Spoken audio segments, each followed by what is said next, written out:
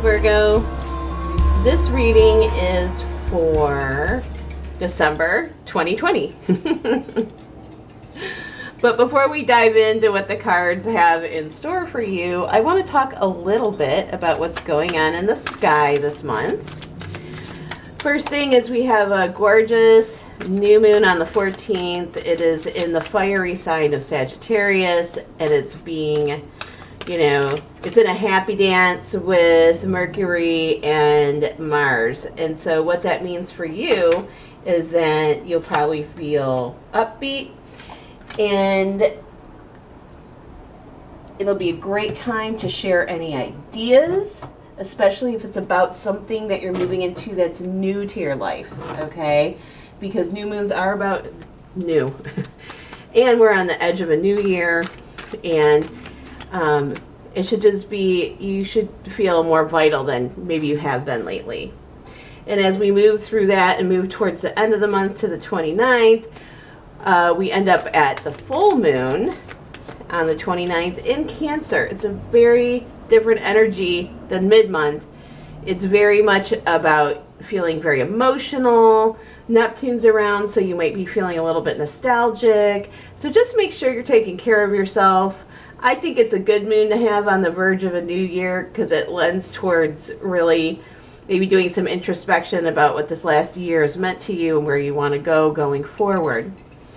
Because it is a full moon, there are elements of unpredictability in there. So just make sure you're with people that love and support you, and try not to be in contentious situations that have a possibility of erupting or making you feel bad, Okay, so the first card that I pulled for you for the month is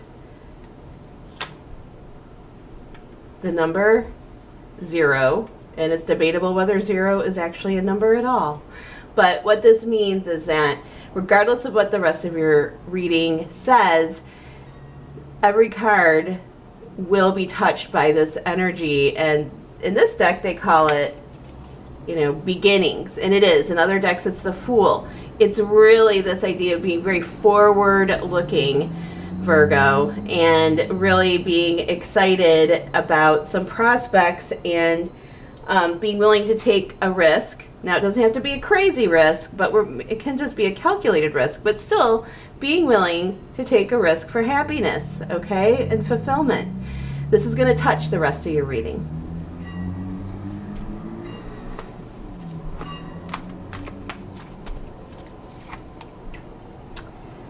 Well, this is a nice, shall we say, pleasant energy. And I like that. That's a good place to start.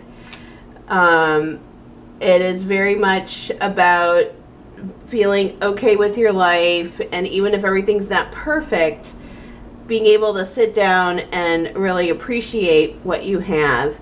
And for you, Virgo, it's also really important that you figure out how to appreciate yourself for what you've done, okay?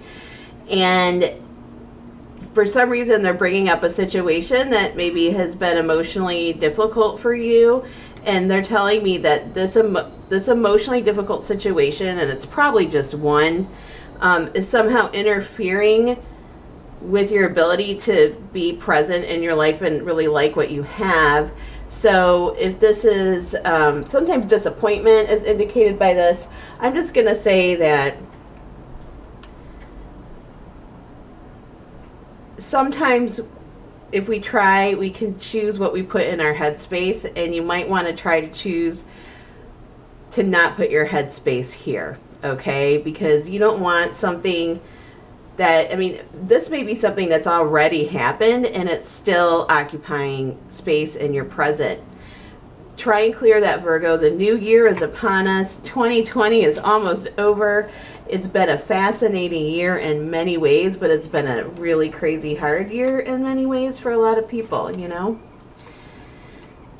So let's be forward thinking.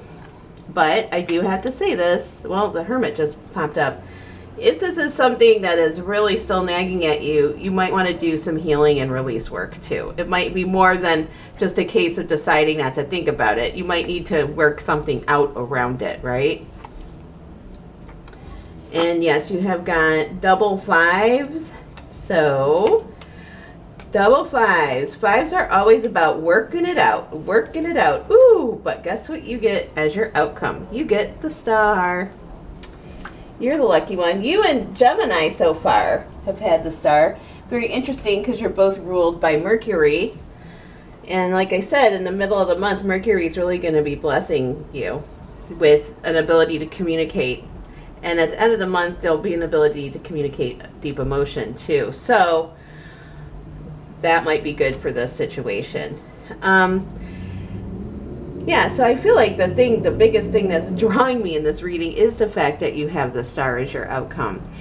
Whenever this card shows up as somebody's final outcome to me, I know they're going to get a special blessing. And so this month in December, you should be receiving a special blessing.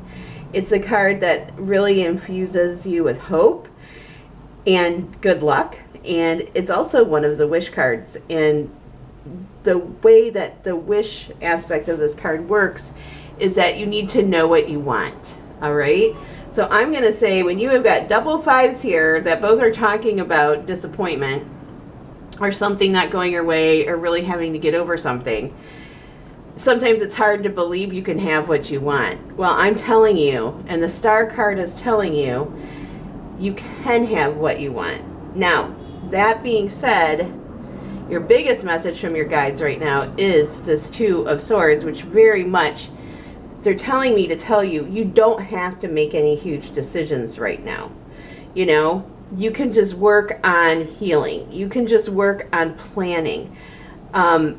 This isn't a, you know, you also have the Hanged Man here. Again, things are rearranging. So Virgo, please, at least for the month of December, take any pressure off of yourself to produce. And that may be hard for you, okay, because you're Earth. But the fact is sometimes we have to recalibrate. Everything about this reading is about recalibration.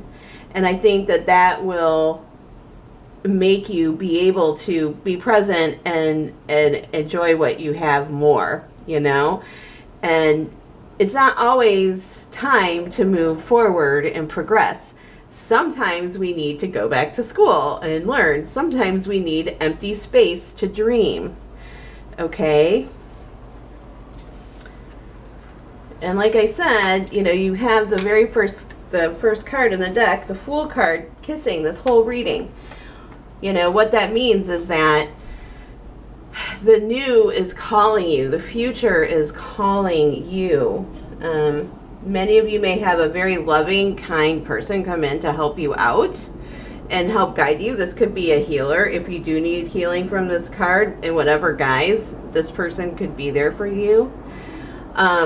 I do have to say that there's not a lot in this reading about love relationships at all. So regardless of where you are right now, whether you're single or partnered or in some limbo land, the emphasis really is on healing and your own inner self, because even in your you know, when I look into your relationship sector where I usually look for another person or just some indicator, it's the Hermit.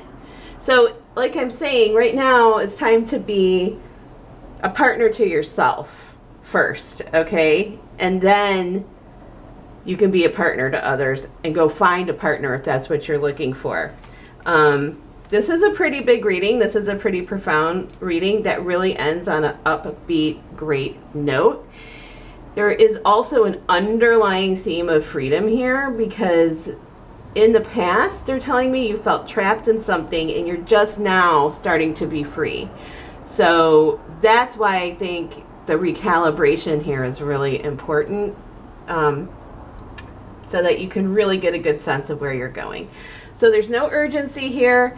Don't push. Just enjoy the holidays as best as you can. Just enjoy this month for what it is and be thankful for what you have. I hope you enjoyed this and found it informative.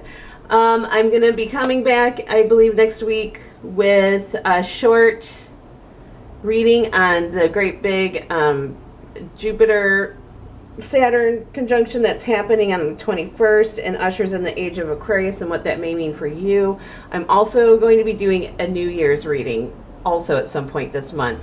So please check back in. Until then, Stay safe. All right. Bye-bye.